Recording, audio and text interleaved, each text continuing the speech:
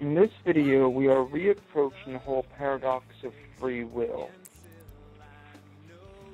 As the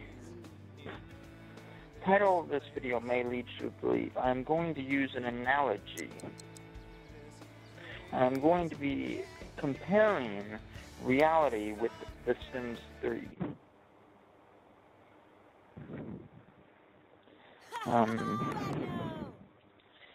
In The Sims 3, your Sims have this program that is known as free will.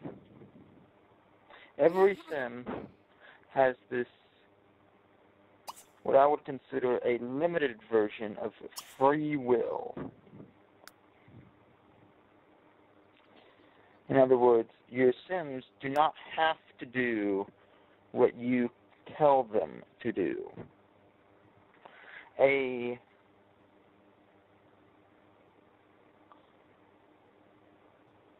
At this point, I will be assuming that God does exist. Because, for one, I believe he exists, and for two, I don't want to get into a debate in this video on proving God's existence. This is not the purpose of this video.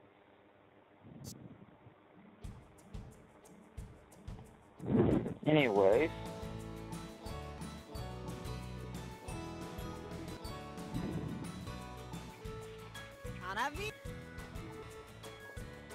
the relationship between a Sims player and his Sims that he has created is, in my opinion, comparable to the relationship between God and the creation.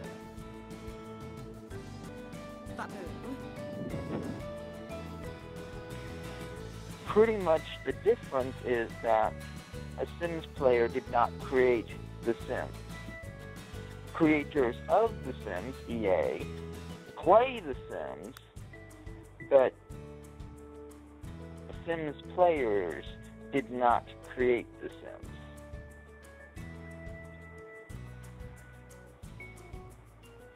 That means a Sims player does not have a requirement to feel any kind of remorse for torturing his or her Sims.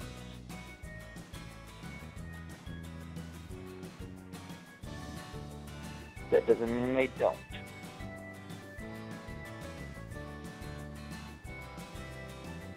Feel remorse for torturing those Sims, that is.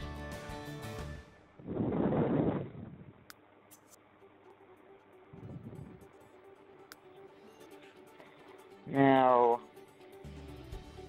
this free will programming that Sims have, it can be extremely irksome, but most players keep it on the high setting. I know I always keep it on the high setting, partly because it keeps your Sims from dying from what I would consider stupidity. Sims are actually stupid enough that they can literally die from stupidity.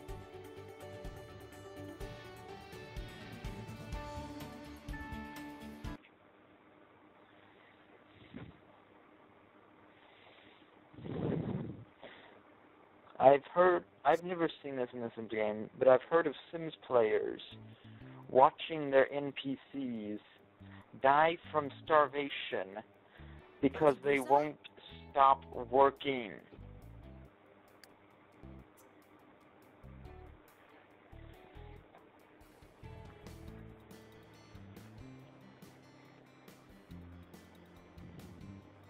That seems ridiculous, don't you think?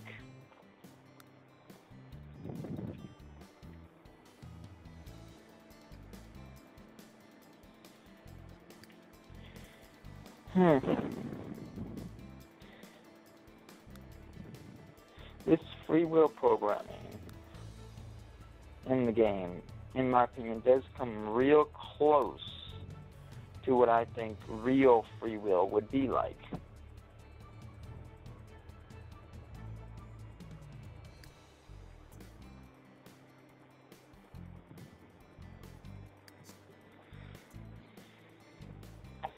And And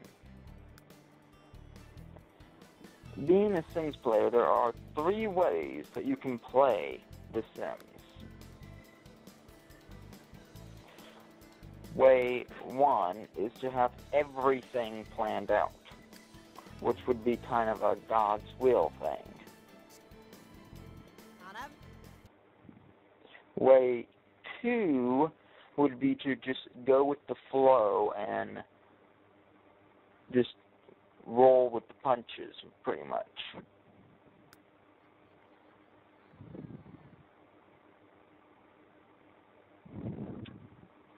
And way 3 would be a mixture of the first 2.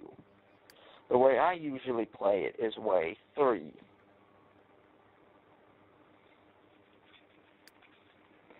That is because you can plan up to an extent.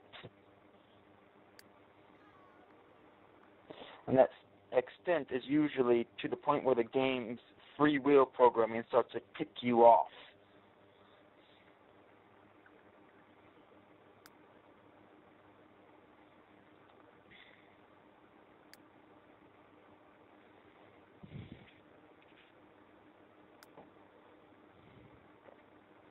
So pretty much, if real free will is anything like the free will programming in The Sims 3, then there is no paradox.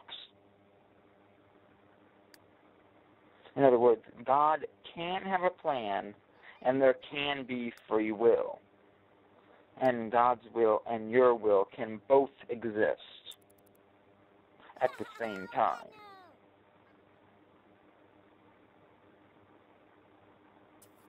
There is no paradox if real free will is anything like the free will programming in The Sims 3.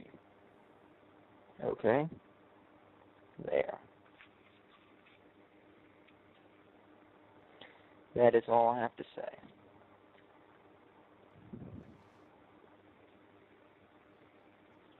Bye.